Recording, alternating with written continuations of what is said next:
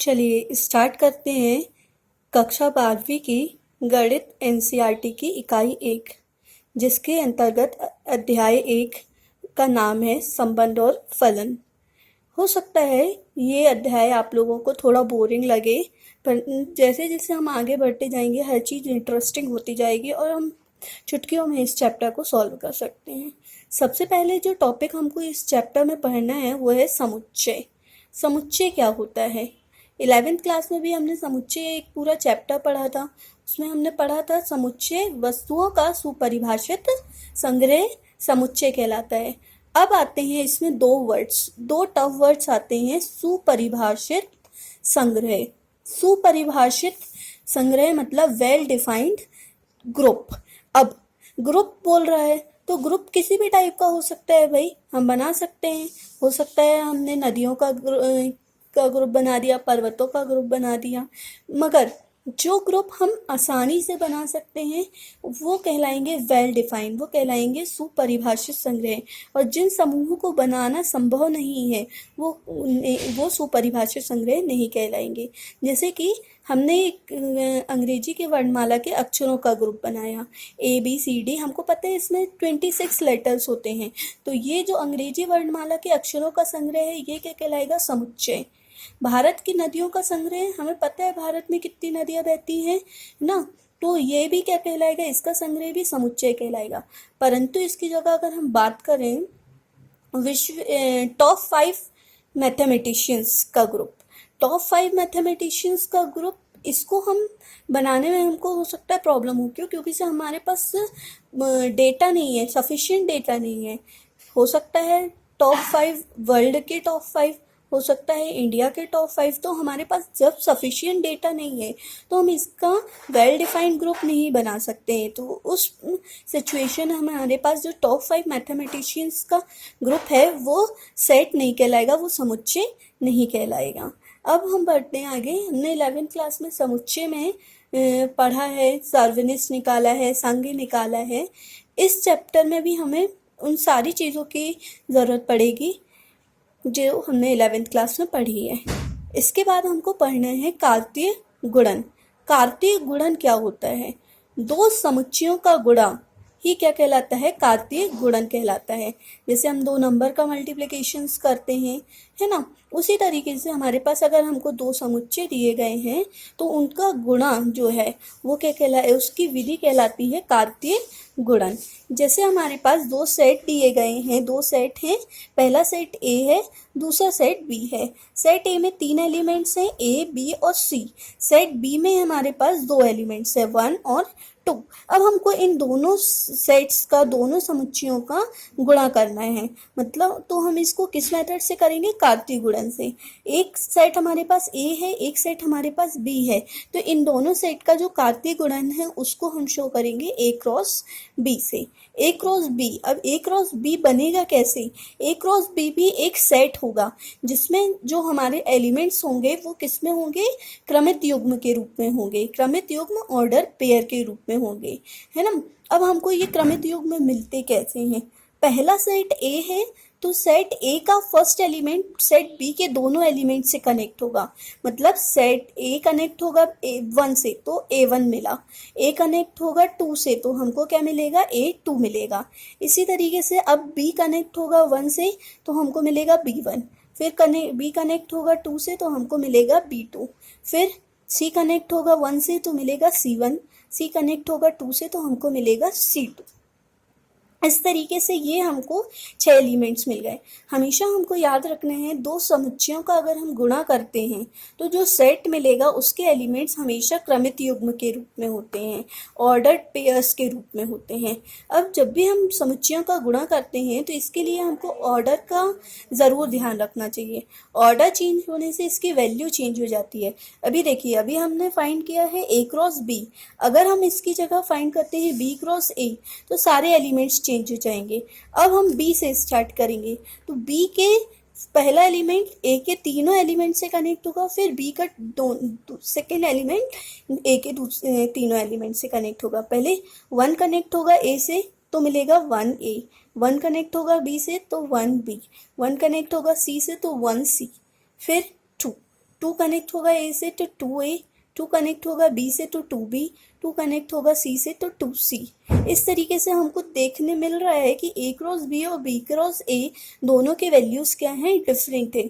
इसलिए हमेशा कार्तीय गुणन करते समय, समुच्चयों का गुणा करते समय हमेशा हमको ऑर्डर का विशेष ध्यान रखना चाहिए। आगे चलते हैं हम नेक्स्ट टॉपिक पर, जिसका नाम है संबंध, रिलेशन।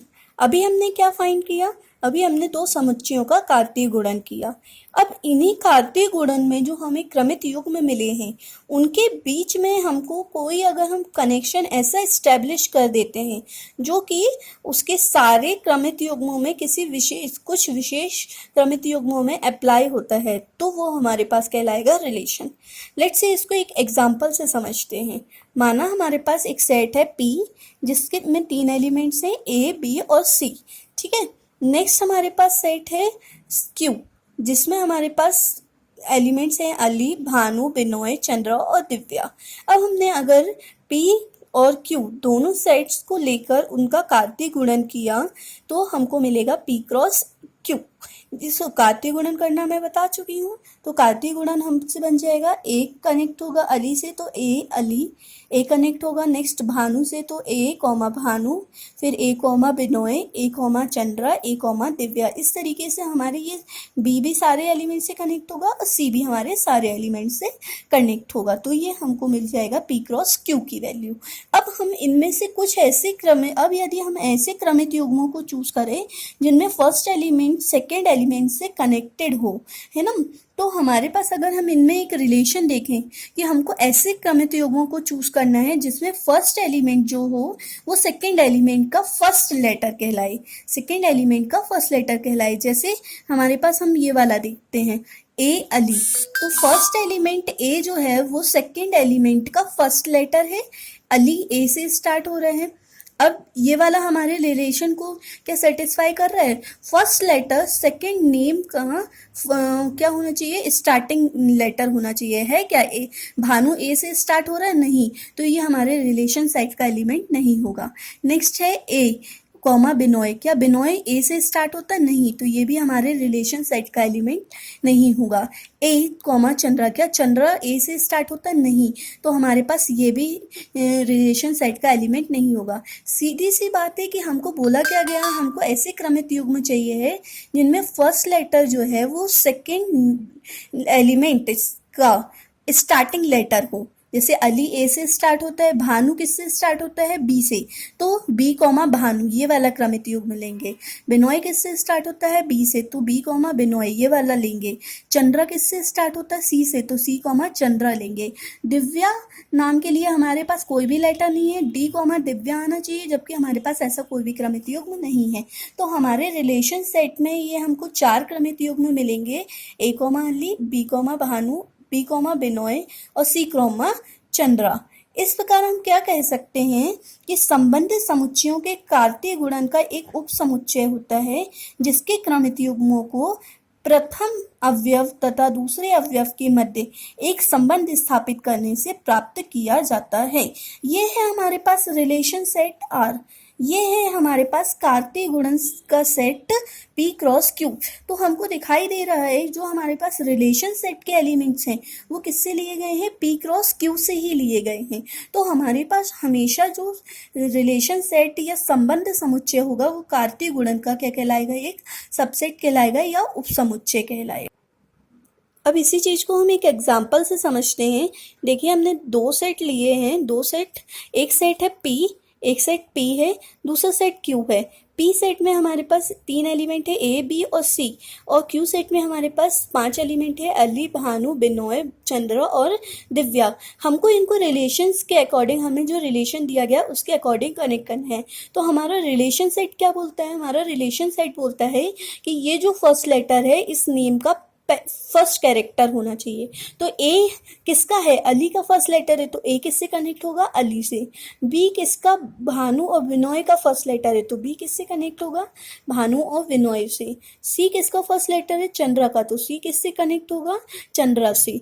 तो इस तरीके से हमारे पास रिलेशन सेट में 4 एलिमेंट्स मिलेंगे, A comma Ali, B comma Bhanu, B comma Binoy और सी कॉमा चंद्रा। अब एक चीज़ हमको याद रखना पड़ेगी कि ये जो एलिमेंट्स कनेक्ट हो रहे हैं, ये पी सेट के जो एलिमेंट्स हैं, ये कहलाते हैं पूर्व प्रतिबिंब। ये क्या कहलाएंगे? पूर्व प्रतिबिंब। और जिनसे कनेक्ट हो रहे हैं वो कहलाएंगे इनकी प्रतिबिंब। जैसे ए अली से कनेक्ट हो रहा है तो ए की का प्रतिबिंब क्या है? अली। बी का प्रतिबिंब क्या है? भानु और बिनोय। सी का प्रतिबिंब क्या है? चंद्रा। इसी तरीके से ए बी और सी क्यू सेट के एलिमेंट्स के क्या होंगे? पूर्व प्रतिबिंब होंगे।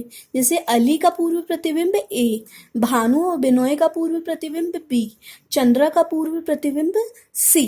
ठीक है, तो इस तरीके से हम देखें यहाँ अली, भानु, बिनोय और चंद्रा ये क्या है? ए बी सी की क्या कहलाएंगे? इमेज या फिर प्रतिबिंब कहलाता है। अब एक चीज और देखो, समुच्चय जो पी दिया है, पी ए बी सी, ये कहलाता है डोमेन सेट या फिर प्रांत।